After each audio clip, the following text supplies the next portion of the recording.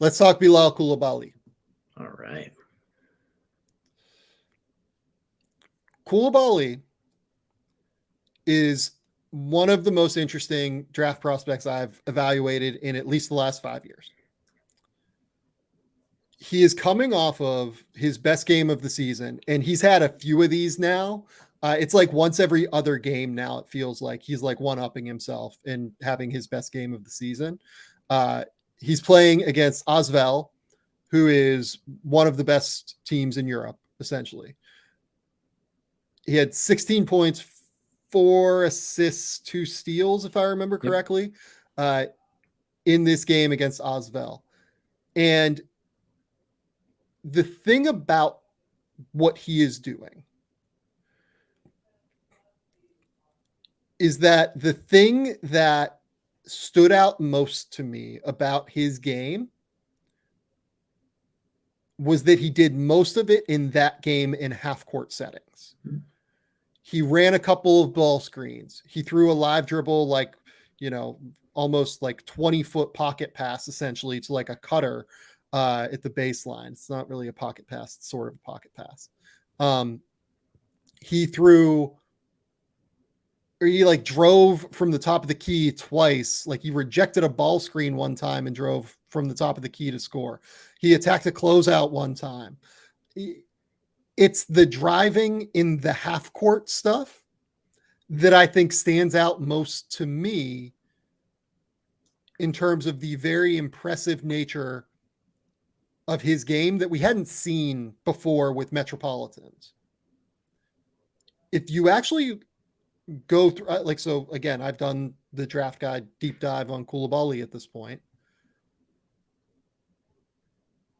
If you go through his half-court usage with Metropolitans coming into this series against Asvel, he'd taken just 78 field goal attempts in about 560 minutes in half-court settings.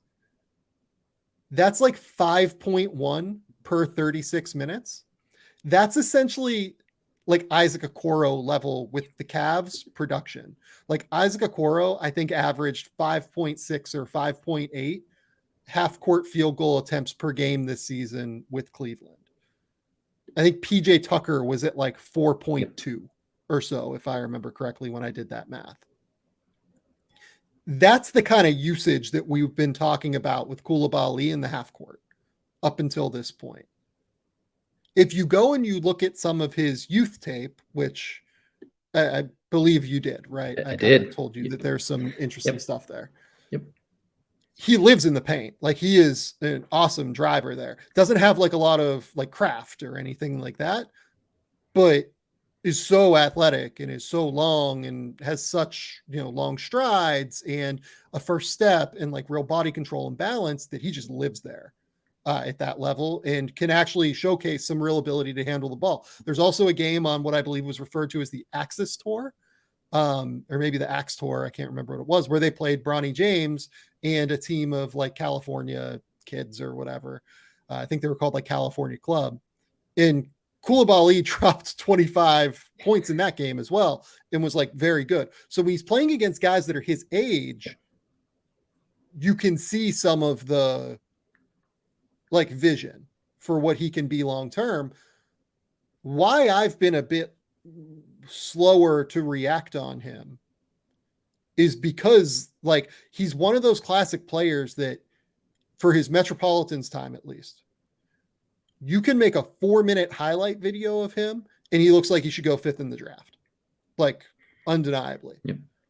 But if you watch full games, it was not as impressive. It just wasn't. Like it was, again, like the half-court usage was like equivalent to Isaac Okoro half-court usage with the Cavs. There'd be flashes every game, but like it'd be 20 minutes a night. And for 17 of those minutes, like he was sort of invisible. He'd make some high-level plays defensively and do stuff like that. But it was a little bit more invisible than what you want. The flashes in this Asvel series are totally different. And they are the things that I've been waiting for and I've been looking for. Adam, I've talked now for 5 minutes about him. What do you think of Bilal Coulibaly? So I think the way that you frame this is really important, right? Really long, athletic, like power slasher type of player. And when he's going against guys his own age who aren't grown ass men and physically developed, he just overwhelms them. He lives in the lane. He doesn't have much polish to his game. He just slashes through the defense, puts his shoulder down, and barrels his way to the rim and gets the result that he wants. And averaged over 20 a game playing at the lower levels in France before getting the call up to Metropolitans. Yeah.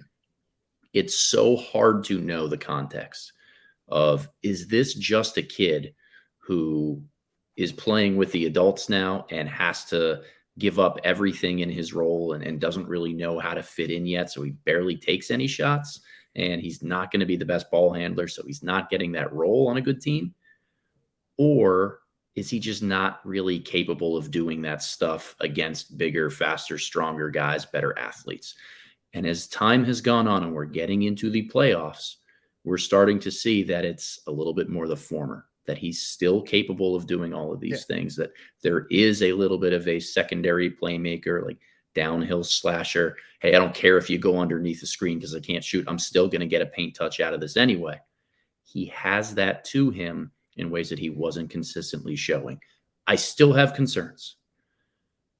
I'm not quite lottery with Coulibaly right now, but I am probably top 20 on him just because the tools are so immense and the trajectory that he's been on the last several months. It's hard not to be really optimistic about it. But I do have reservations for why I don't think I have him as like a top 14, 15 guy. So I do. I have him at 12. I'll share that, Okay. and I'll kind of share what I wrote in the draft guide about him, just in terms of like where I am on him overall. I can't remember a prospect that has this much just like immense, like raw, unfinished, like untapped upside, while also being like such a question mark and like such a low usage player, to where I don't think there's a prospect in this draft that has a wider gap in terms of like what his ceiling could be and what the floor could be. Yeah. Right.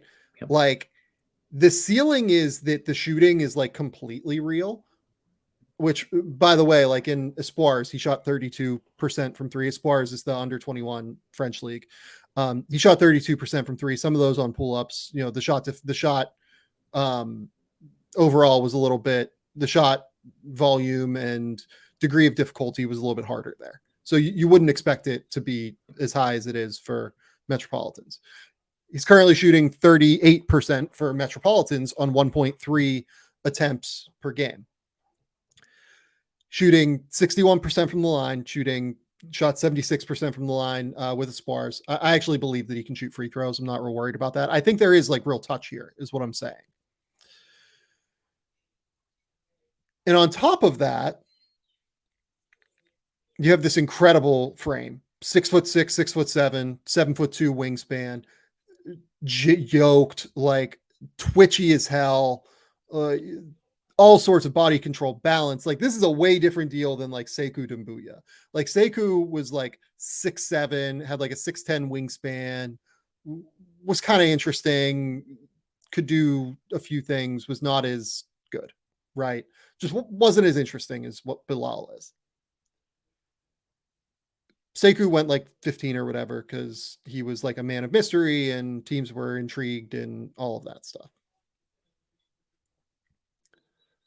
Bilal is way more interesting in terms of just like being able to handle the ball, being able to play with real skill, being able to play at lower levels, at least with a degree of production. Does that mean that like if the shooting doesn't translate and the handle doesn't tighten up, that like he still won't be a liability on offense? Because he would be in that circumstance. If he is a 34% three-point shooter, which, by the way, like you go back through his history, you know, shot 20.9% from three last year in the Espoirs League, 32% this season. He might be like a 32 to 34% three-point shooter and is on a low small sample hot run right now. Or he might be getting better. That's the thing about this. Bilal Coulibaly is like an incredible informed bet that you're making on all of this. And this is where draft philosophy like totally comes into play. Yeah. I'm like willing to bet on it. I am like, I would take him in the lottery. I think that he's just fascinating enough to where I would do it. And part of that draft philosophy to me is like something I've been thinking about a little bit. And again, World Series of Poker, I've been watching poker. I've been like thinking about the way that you win tournaments in poker, right? You have to take calculated risks. You can't win tournaments just by playing like, game theory optimal sound strategy every single hand. You have to take calculated bets. That's why you see more like, coin flips where somebody gets it in with ace king versus eights in tournaments than you do in cash games, right? Because in tournaments, which is a lot more applicable to an NBA environment where you're playing in a tournament, you're playing against other people and trying to maximize your potential upside, which is eventually winning the tournament. And to do that, you have to take informed gambles. Frankly, if you're not like losing tournaments in poker, like because you're just playing, if you're cashing every time at 20th out of 100 people, right? You're not making as much money as you can if you cash 3 times and win one of those tournaments because you've taken an informed gamble like this. Bilal Coulibaly is like an informed gamble in a real substantial way where you're frankly like you're racing. This is like an ace king versus eights situation. Like this is a coin flip situation. It might really work. It might not work. But if it works, you're doubling up and you're in the chip lead essentially of a tournament. I think that's a good way of phrasing it here. I tend to be a little bit more reserved in some regards of not wanting to take that major high upside swing. And I think for me, it comes down to philosophically who or where I would want to take that swing on. And I would want the safety net of having a guy who can turn into a role-playing shooter. To me, that's always an appealing safety net to kind of have. I don't buy the shot with Coulibaly. I know the growth is there in terms of numbers. It's really slow. It's super stiff. It is. He's got no translatability to anything off the bounce. Like his pull-up jumper numbers are absolutely horrendous. His unable to stop his body mechanics from floating side to side. His runner has no touch to it whatsoever. Like I see a little bit of finishing with both hands near the rim. I was really impressed this weekend against Osvel. Like his left, he had like 3 or 4 finishes with his left hand. But I think that he lacks wiggle with his last step. He relies on either dunking because he's just that much more athletic on guys, or Euro stepping around contact and then like flinging up some inside hand, like really low. Like he's got to get his layups a little bit higher because he is long and he doesn't use that. So there's so much to clean up from a scoring standpoint that if I don't buy the shot in general, I don't have that safety net to fall back on in terms of being a good scalable role player. And this is something that I'm writing about, talking about a lot this week. It's the archetype that is giving me the most problems the last several years. These really raw, athletic, non-shooting wings. Because you either so buy into the athleticism and the defense, or you so buy into some of the intangibles that they bring of maybe he's just going to be that one guy that overcomes the trends here.